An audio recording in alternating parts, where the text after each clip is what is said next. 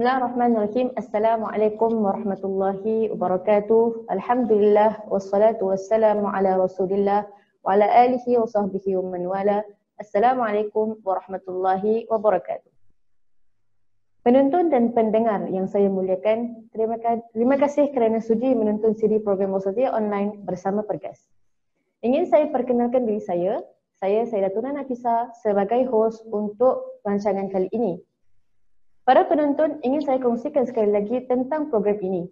Ia adalah salah sebuah program dakwah yang memberi ruang perbincangan ilmiah dan perkongsian pengalaman bersama asatizah undangan mengenai hal ehwal semasa.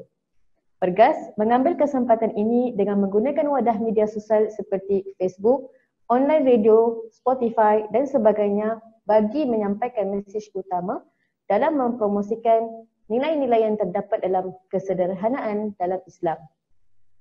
Jadi, episod ini dan seterusnya juga boleh anda dengarkan melalui Spotify.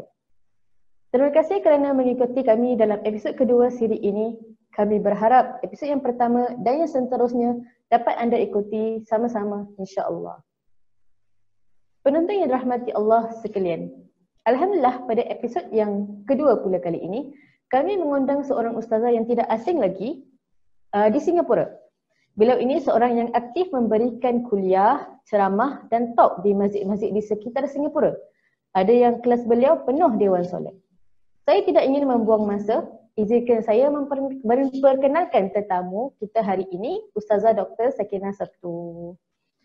Apa khabar Ustazah? Ahlan wa sahlan saya ucapkan dan terima kasih sudi bersama kami dalam siri program Wasatiyah kali ini. Walaupun kita berada di teratak masing-masing, saya harap kita masih berhubungan melalui doa insya-Allah. Sihat Alhamdulillah. Saya dah sihat? Alhamdulillah saya sihat. Insya-Allah. Harap Ustazah dalam keadaan sihat walafiat dan juga keadaan yang baik-baik saja ya insya-Allah. Alhamdulillah. Alhamdulillah. Okey, sebelum kita mulakan insya-Allah ingin saya perkenalkan Ustazah kita di sini walaupun beliau sudah terkenal, ingin saya perkenalkan lagi tentang Ustazah Dr. Sakinah Sabtu. Ustazah Dr. Sakinah Sabtu merupakan graduan Madrasah Al-Saghaf Al-Arabiyah dari tahun beliau belajar di Madrasah Al-Saghaf Al-Arabiyah dari tahun 1990 hingga 99. Beliau telah melanjutkan pengajiannya di Ma'had Tahfiz Al-Quran wal Qiraat. Setelah itu beliau juga melanjutkan pelajarannya di UKM, Universiti Kebangsaan Malaysia dalam bidang Al-Quran dan Sunnah.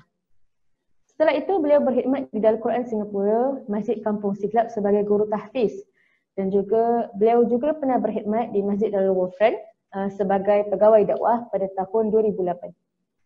Ustazah Sakinah seorang yang banyak pengalamannya dalam menjadi seorang guru.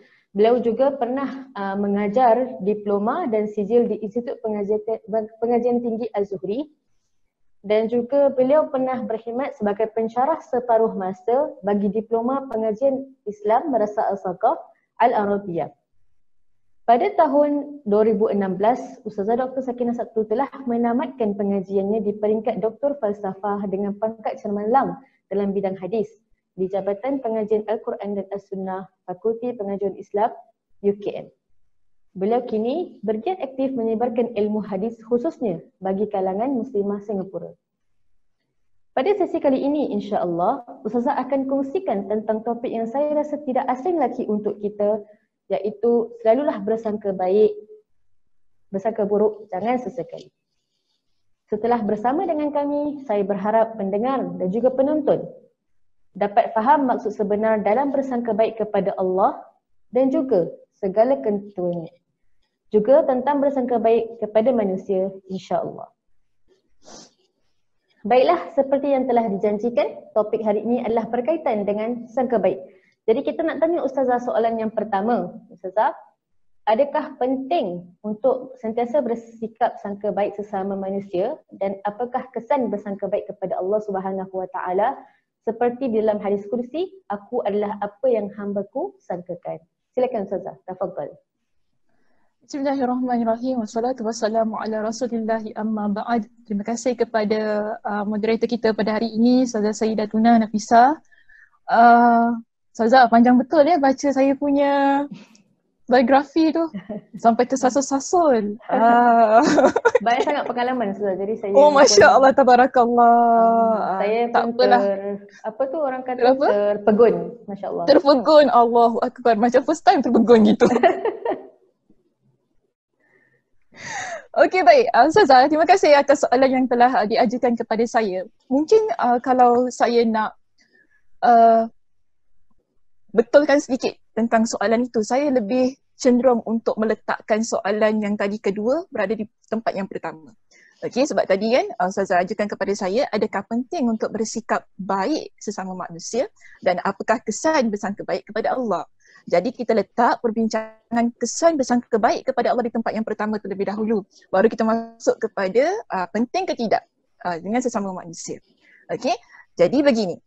Bila kita menjadi seorang hamba Allah yang bersangka baik kepada Allah, sebagaimana yang disebutkan dalam hadis Nabi SAW, ana inda zanna abdi bi. Di situ kita dapati Nabi SAW ingin menekankan bahawasanya sebagai hamba Allah, setiap apa yang kita fikirkan tentang Allah, setiap apa yang kita rasakan tentang Allah, ianya adalah menurut kepada sangkaan-sangkaan baik yang kita ada. Kerana apa? Bersangka baik kepada Allah adalah sesuatu berkaitan dengan keimanan kita kepada Allah. Seseorang yang memiliki persangkaan buruk terhadap Allah bermakna dia ada problem dari sudut keimanan dia.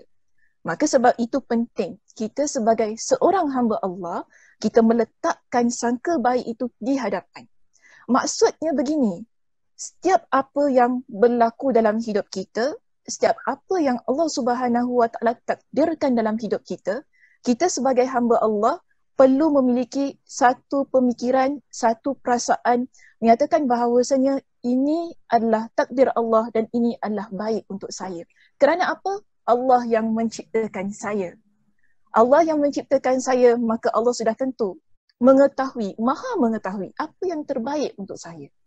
Sebab begini, kalau kita meletakkan sangka buruk ni begini ya, kalau kita kata mungkinlah satu perkara yang berlaku dalam hidup kita. Kemudian kita kata, ni semua memanglah Allah tak sayang saya, Allah buat ni macam ni, apa mana letaknya keadilan Allah? Kita mula memberikan persoalan-persoalan tentang apa yang berlaku dalam hidup kita. Jadi di sini bila kita mula mempersoalkan di mana letaknya keadilan Allah, di mana letaknya kasih sayang Allah terhadap saya, kenapa bukan orang lain yang Allah Subhanahu Wa Taala tetapkan takdir itu kepada dia, kenapa kepada saya? Jadi hal ini boleh membawa kepada penolakan terhadap qada dan qadar dalam hidup kita. Dan kita juga tahu orang yang menolak takdir adalah orang yang maknanya dia orang yang sudah terkeluar daripada garisan syariat ataupun kita panggil sebagai rukun iman kita. Kerana antara rukun iman kita ialah beriman kepada qada dan qadar. Jadi bila kita mula mempersoalkan setiap perkara yang berlaku dalam hidup kita dengan persoalan-persoalan yang tidak seharusnya. Kerana sebagai hamba Allah kita tahu Allah itu maha adil, Allah itu maha pengasih, Allah itu maha penyayang dan Allah itu adalah maha segala-galanya. Tapi bila kita mula mempersoalkan, di sinilah letaknya suuzon kita kepada Allah. Maka sebab itu, bila kita memiliki perasaan-perasaan ataupun persangkaan yang baik terhadap Allah, ianya lebih menguatkan keimanan kita kepada Allah Subhanahu Wa Taala. Dan kita lihat begini, orang yang memiliki satu persangkaan yang baik terhadap Allah, bila setiap perkara yang berlaku dalam hidup dia, dia akan berhadapan situasi itu tadi dengan penuh kesabaran dan lebih positif dalam kehidupan dia.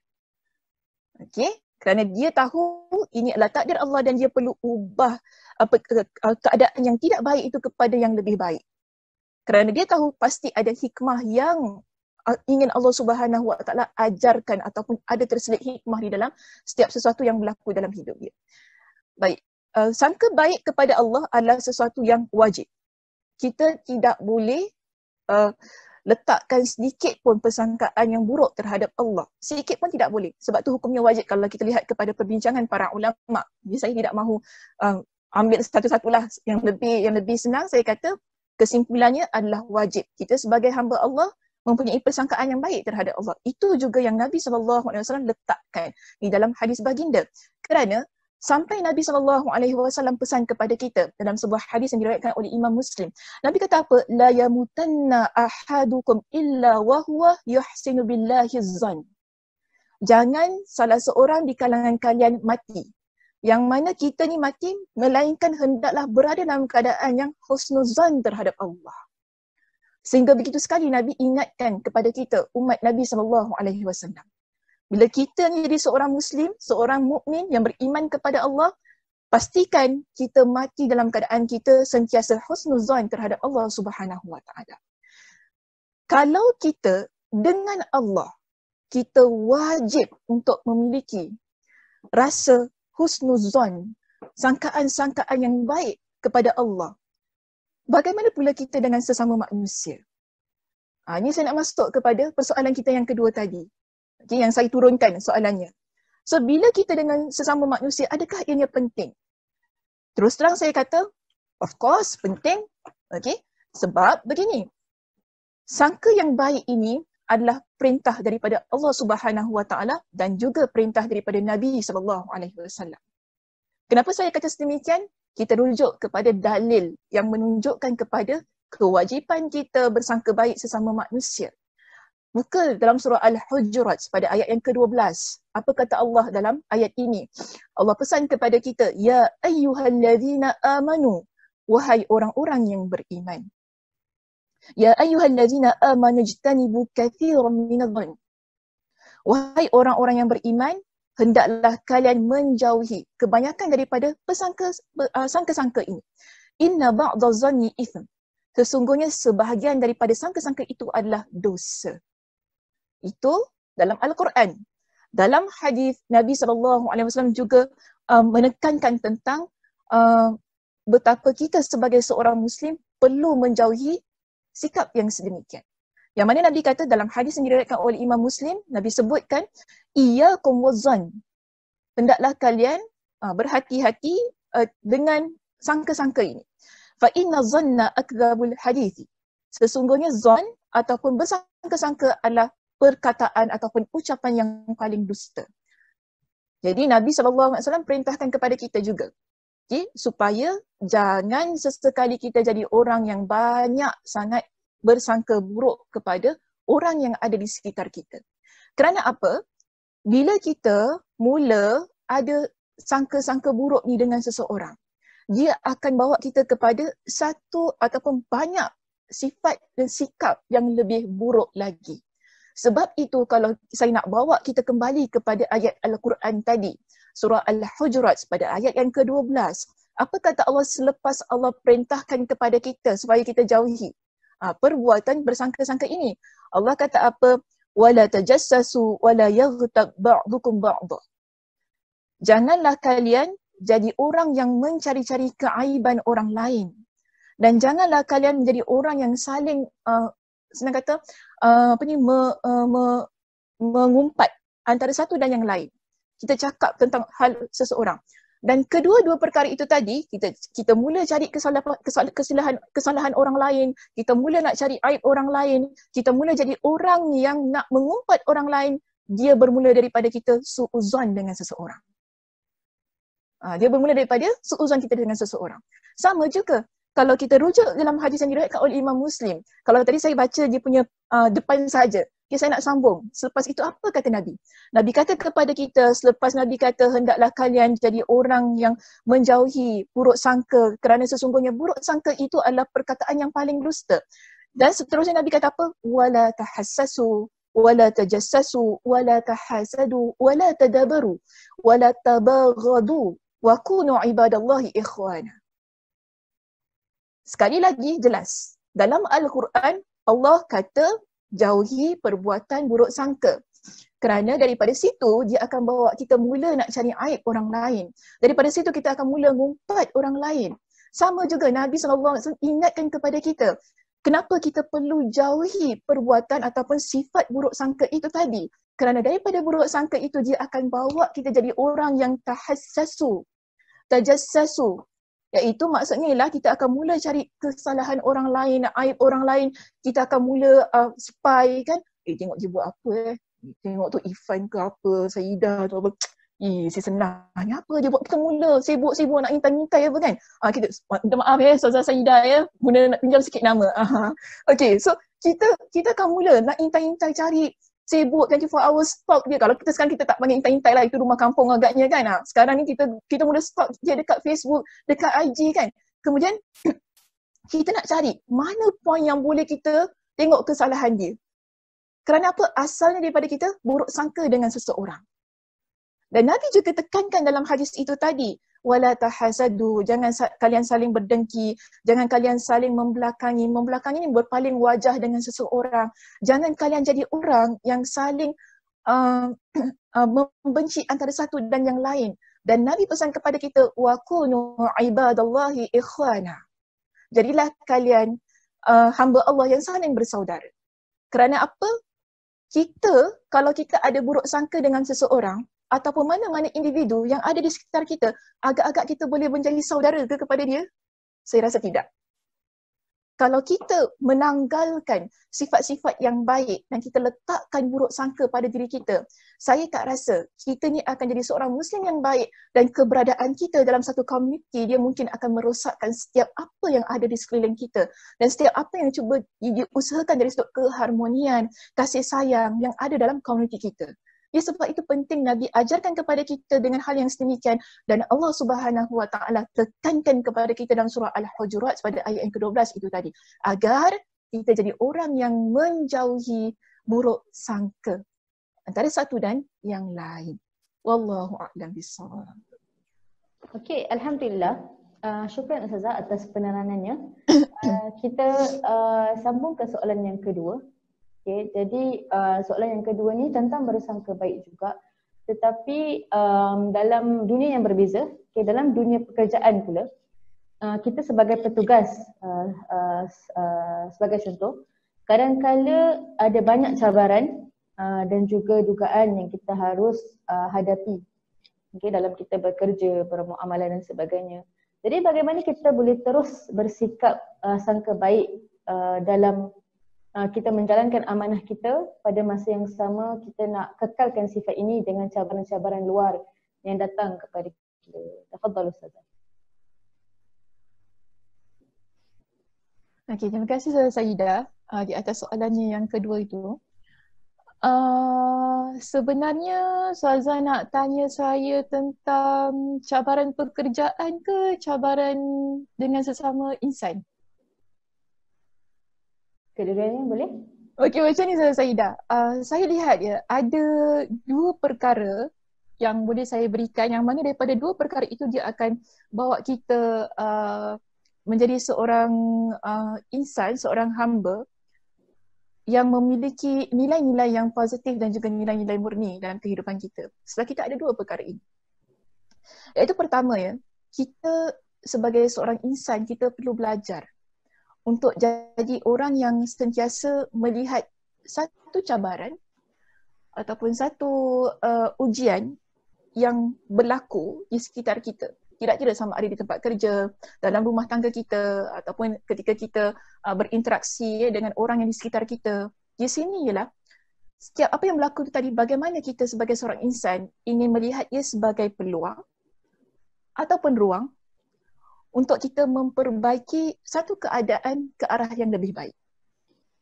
Atau dengan kata yang lain, bagaimana kita ingin melihat satu perkara yang berlaku dalam tempat kerja kita sebagai sesuatu perkara yang mempositifkan diri kita.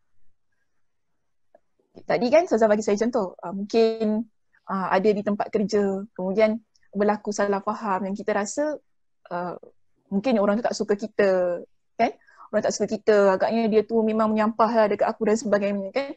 So di sini, sebenarnya bagaimana kita ni kan, mungkinlah saya kata gini, kita bekerja, kemudian ada kawan kita bekerja sebagai satu kumpulan. Mungkin ada kawan kita yang memberikan kritikan terhadap pekerjaan kita. Betul tak? So, sikap kita bagaimana? Kita nak terima ataupun kita nak suuzon dekat dia? kalau kita suuzon dekat dia tadi kan, kita kata, alah macamlah kau bagus sangat buat kerja ni. Alah orang dah buat penat-penat nak kritik-kritik, nak komen pula kan. Kita katakan hashtag kritik macam tu kan. Kita kata macam-macam tu kan. So mungkin kita akan mempunyai sikap yang sedemikian. Tetapi apa salahnya kita melihat ia daripada sudut yang positif. Mungkin niat kawan kita itu tadi, dia ingin ubah cara kita bekerja kepada satu yang memberikan kesan yang terbaik secara bersama dalam kumpulan itu tadi. Mungkin kita buat kerja lambat, mungkin kita buat kerja sembrono, dan kawan kita pun kata, boleh tak Saidah nanti buat kerja ni cepat sikit, ikutlah deadline hari ni apa kan. Kawan kita kata, suka hati aku lah, kau pun buat kerja lambat apa. Kita pun cakap sendirikan dengan kawan kita. Sebab apa, kita selalu attack orang kan, sendirikan. Kemudian bila orang attack kita pun nak attack orang lain. Mungkin kita ada sikap yang sedemikian. Cuma di sini kita ni bagaimana kita nak berhadapan dengan sikap-sikap itu. Bagi saya benda itu dia bukan hanya berlaku di tempat kerja. Sama ada kita dalam berumah tangga, kita dengan kawan-kawan pun dia berlaku. Di luar, maknanya dalam kehidupan kita biasa, kita ni ada cabaran-cabaran yang sedemikian. Tetapi kalau kita faham ataupun kalau kita ubah cara kita berfikir ataupun cara kita berhadapan dengan situasi itu tadi dengan lebih berlapang dada, menerima kritikan tadi ataupun teguran tadi sebagai sesuatu yang boleh mengubah ke arah yang lebih baik, bukan untuk diri kita sahaja, tapi untuk keseluruhan yang ada. Dia akan menjadikan diri kita orang yang sentiasa ingin belajar.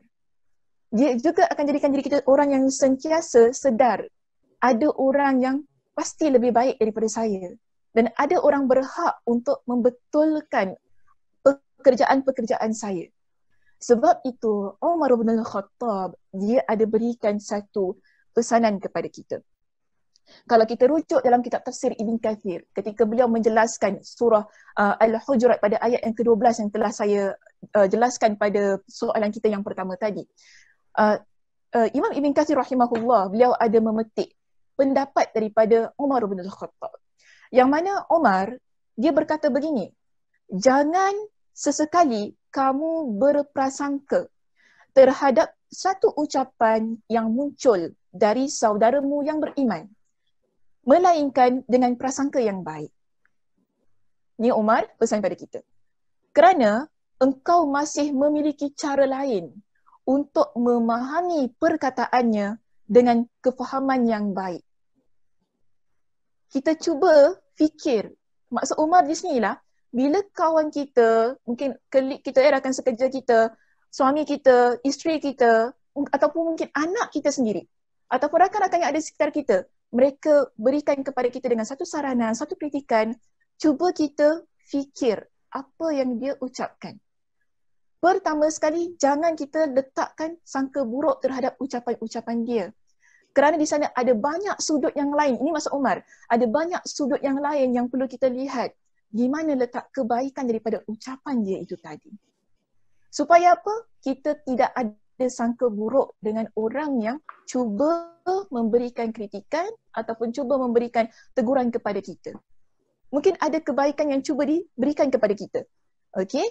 Dan di sini saya nak bawakan kepada kita tentang sebuah hadis Nabi SAW yang Nabi pesan. Sebab sangka baik dengan orang di sekitar kita, yang bagi saya ia memang satu perkara ujian dan cabaran dalam kehidupan kita. Benda tu bukan mudah. Dia adalah perkara yang sukar. Kerana apa? Dia adalah amalan hati. Benda yang ada dalam hati kita. Dan kalau kita berjaya menjadikan sangka baik itu ada dalam hati kita, bermakna kita berjaya untuk menjadi orang yang berpemikiran baik, berpandangan baik, bertutur kata yang baik, mendengar sesuatu yang baik dan bertindak dengan baik. Kerana apa? Kita dah ada sangka yang baik dalam hati kita. Sebab itu dia penting. Kalau kita mula dengan satu sangka yang buruk, pemikiran kita juga akan jadi buruk, ucapan kita akan jadi buruk, bahkan tindakan kita juga akan jadi buruk. Sebab itu Nabi pesan kepada kita, hadisnya popular. Biasa hadis ni kita dengar. Yang mana Nabi kata apa? Dalam bibir kita, dia ada segumpal darah. Kan? Yang mana kalau darah itu dia baik, keseluruhannya akan baik. Kalau dia jadi rosak ataupun dia jadi jahat, maka keseluruhan badan kita akan jadi rosak dan jahat. Ala wahyal qalb. Nabi kata, ingatlah itu adalah hati. Dan sangka-sangka ini dia bermula daripada hati. Dan Nabi SAW juga ada mengingatkan hal itu kepada kita dalam sebuah kisah. Kisah ini, ada satu malam, saya nak bawakan kisah ni. Ada satu malam, Safiyah, isteri Nabi SAW pernah datang jumpa dengan Nabi. Ketika itu Nabi SAW sedang beriktikaf di masjid. Jadi malam biasalah, malam ni dulu-dulu zaman Nabi tak macam kita. Pukul 1, 2, 3 pagi pun tak takut nak jalan kat luar. Sebab apa? Lampunya, Masya Allah, Tabarakallah, very bright. Kita nak jalan kat luar pun okey je. Tak ada masalah, kita berani. Jadi tak ada masalah orang nak lihat jelas ke tak jelas ke rupa seseorang. Tapi pada zaman Nabi, yang kita tahu suasananya gelap, suasana tidak ada lampu dan sebagainya, pada malam itu, Nabi nak hantar Safiyah binti Huyai, ni isteri Nabi, ya, pulang ke rumah beliau. Dan ada 2 orang Ansar, mereka ni berdua terserempak dengan Nabi, dengan Safiyah. Bila mereka terserempak dengan Nabi, mereka nampak, yang mereka tahu ialah Nabi dengan seorang wanita.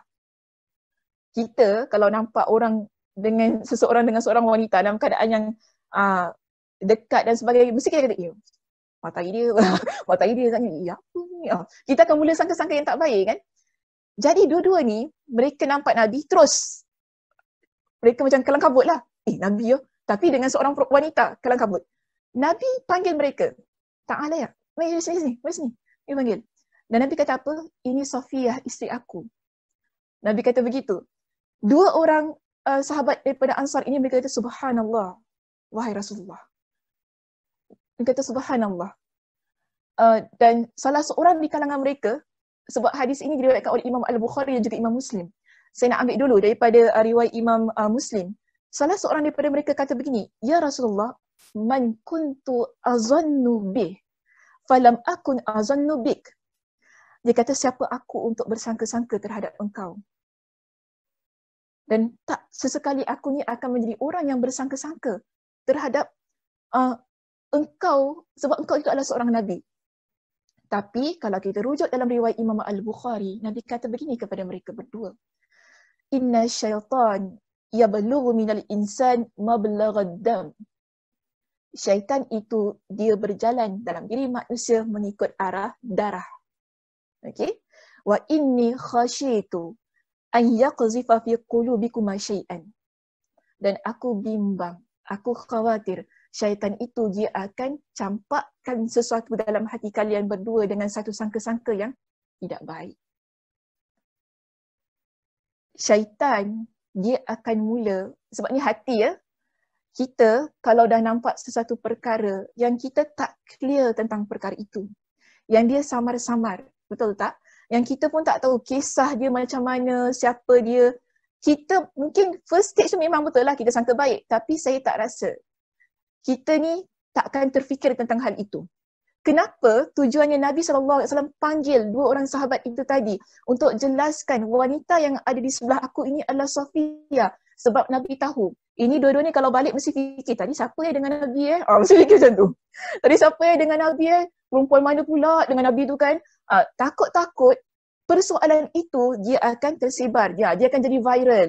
Kita guna sekarang perkataan, dia akan jadi viral di sekitar masyarakat. Esok pagi tiba-tiba semalam ada orang nampak Nabi dengan 2 orang, Nabi dengan seorang wanita. Tak tahu siapa wanita tu, dia akan jadi fitnah.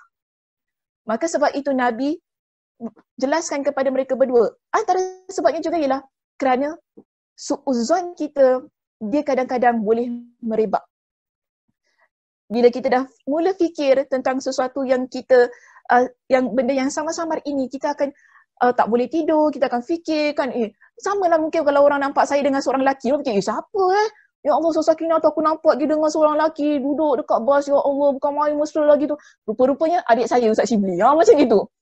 Orang yang tak tahu cerita, orang akan fikir, tak sangka Ustaz Sakinah, nama je kuliah, kupang. Tapi duduk-duduk dengan orang lelaki, ya Allah, bukan main lagi pegang-pegang dan sebagainya. Dia akan jadi satu benda yang dahsyat di sekitar masyarakat kita. Sebab itu Nabi kata apa? Syaitan, dia main dengan perasaan kita. Syaitan ini, dia akan buat hati kita ni, dia akan campakkan sesuatu yang benda yang samar, benda yang kita terfikir-fikirkan itu tadi menjadi satu benda yang tak seharusnya.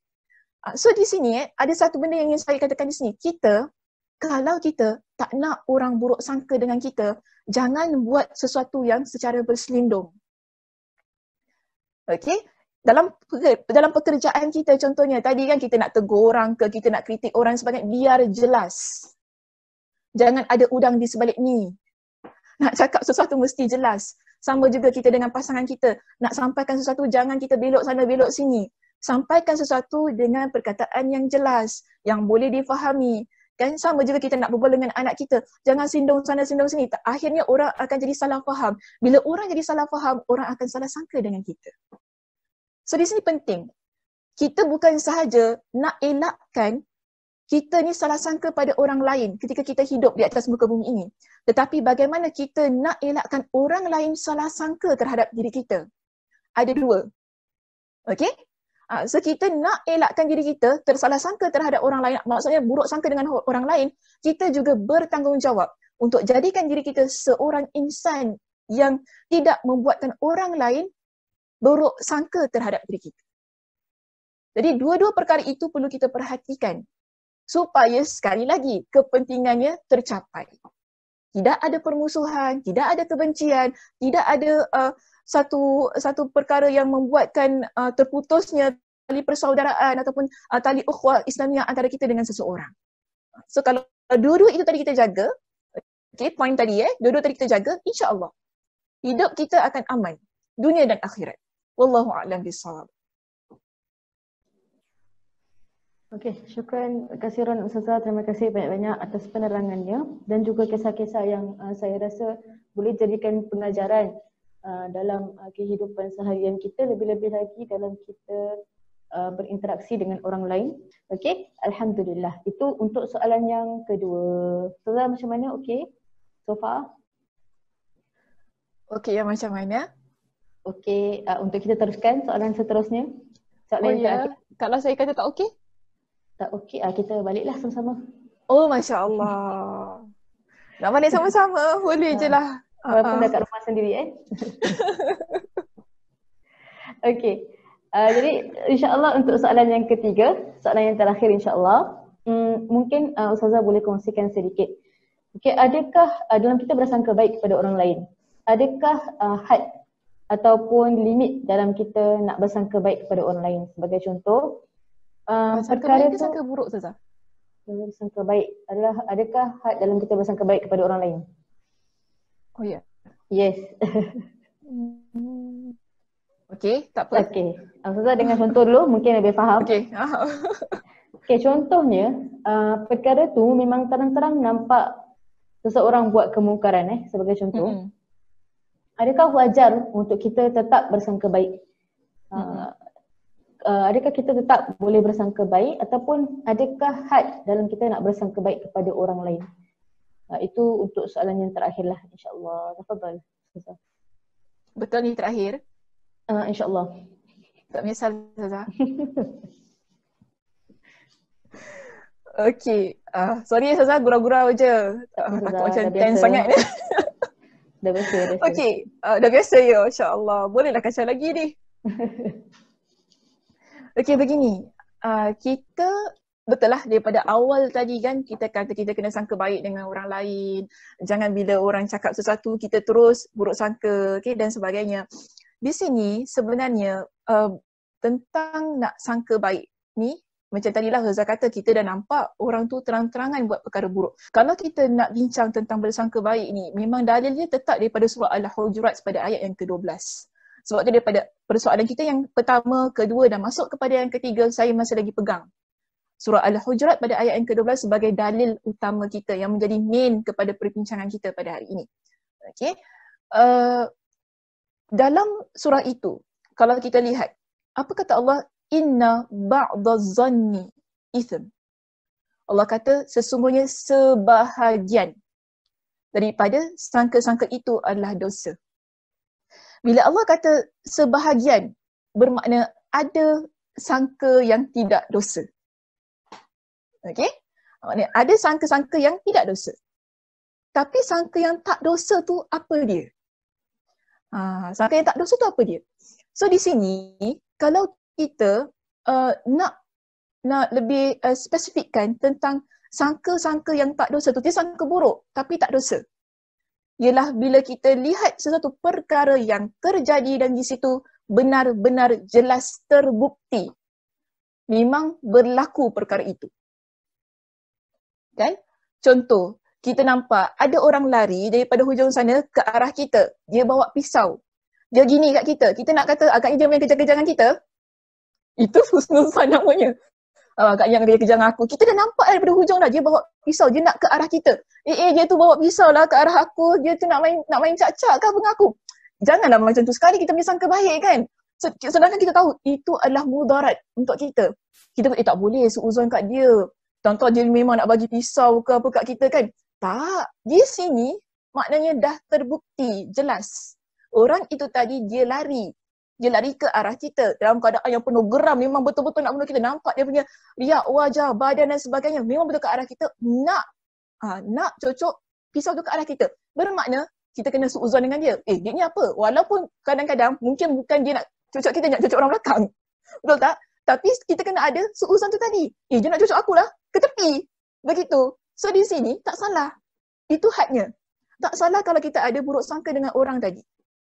Ataupun kita nampak, kita jalan kan dekat satu tempat. Kita nampak ada orang duduk-duduk dalam keadaan yang mabuk. Kemudian ada botol arak di sebelah dia. Kita, orang ni mabuk lah. Tak baik. Husnuzon ada kat dia. Dia mabuk tu agaknya kawan dia bagi dia minum arak. Macam itu kan kita punya husnuzon tu. Tak. Sekarang itu jelas. Bahawasanya dia minum arak di situ. Dia buat perkara yang mungkar. Macam tadi Ustazah kata. Betul tak? Dia buat perkara yang mungkar sebab kita tahu minum arak itu adalah perkara yang haram. Berdosa. So kita kata, apa ni minum arak? Semua. Maknanya di sini, kita tak kata kita su'uzon ataupun kita ada sangka buruk. Tapi benda tu walaupun kita tak kenal dia, kan? Kita tak kenal dia, kita tak tahu apa yang dia buat dan sebagainya. Tapi jelas situasinya. Sebab itu ada para ulama kata, dalam perbincangan ayat Al-Quran itu tadi, sesuatu yang su'uzon dibolehkan apabila ia berlaku dengan bukti yang jelas. Situasinya berlaku bila kita nampak dengan jelas benda itu. Okey? Dan kalau kita rujuk dalam kitab tafsir Al-Qurtubi, dalam kitab Al-Jami' li Ahkam Al-Quran, beliau kata begini, majoriti para ulama berpendapat kita boleh buruk sangka pada sesuatu yang jelas pada zahirnya memang nampak buruk. Jelas zahirnya memang nampak buruk. So dalam hal itu, kita boleh berburuk sangka. Macam tadilah situasi-situasi yang telah kita berikan contohnya. Kan? Jelas sangat nampak buruk dan hal itu dia perlihatkan kejahatannya. Dia perlihatkan kefasikannya lah. Kalau dalam bahasa Arab dia kata fasik, kefasikannya. Sebab itu bukan hanya pendapat Imam Al-Qurtubi dalam kitab dia. Imam Asy-Syaukani terbalah. Imam Asy-Syaukani dalam kitab Fathul Qadir, beliau kata apa? Fa amma ahlus su' wal fusuq falana an nazunna bihim mislu allazi zahara minhum. Kalau untuk orang yang jahat, orang yang fasik, orang fasik ni dia buat perkara-perkara kemaksiatan yang jelas dia buat di depan mata kita, kita nampak jelas. Contoh, kita nampak orang tu memang mulut dia jahat sangat-sangat. Depan-depan kita, dia hina kawan kita. Dia ngumpat kawan kita. Kita nak husnuzan lagi dengan dia. Dia kata, tak apalah, dia tu mulut dia macam gitu, hati dia baik. Macam gitu ya, cakap gitu. Tapi dah memang jelas akhlaknya itulah akhlak yang tidak baik. So di sini orang itu dia mempamerkan, maka apa kata Imam Asy-Syaukani? Kita boleh memiliki suuzon kepada orang itu sebagaimana yang dia perlihatkan. Yang jelas diperlihatkan di depan mata kita. Jadi dalam hal ini, kalau kita nak balik kepada bukti itu tadi, dia mesti jelas, dia mesti kita kata nampak betul-betul dia buat perkara itu, dan kita pun memang tahu, kalau saya nak ambil sedikitlah daripada pendapat para ulama, dikatakan bahawasanya dia memang terkenal dengan orang yang memang ahlus su', orang yang memang jahat, orang yang memang fasik, memang terkenal, kita memang tahu dia orang yang begitu. Kalau dah memang dia, populariti dia, kemasyhuran diri dia dikenal dengan orang yang sedemikian, maka dalam kita nak menangani ataupun berhadapan dengan orang-orang begini, wajar untuk kita ada suuzon kepada dia.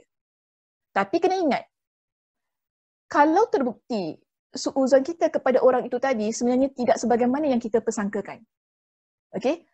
Tak seharusnya untuk kita terus-terusan bersangka buruk kepada dia. Kena kembalikan balik kepada husnuzon kita, pada letakkan satu perkara itu pada tempat yang betul. Yang penting mesti ada bukti, mesti jelas kan, dan kita tak boleh kalau dah dapat satu bukti yang tepat, yang jelas itu tadi, kita kena pulangkan balik pada satu kedudukan yang betul. Tak boleh kita terus-terusan lah dengan suuzon tu tadi. Wallahu a'lam bishawab.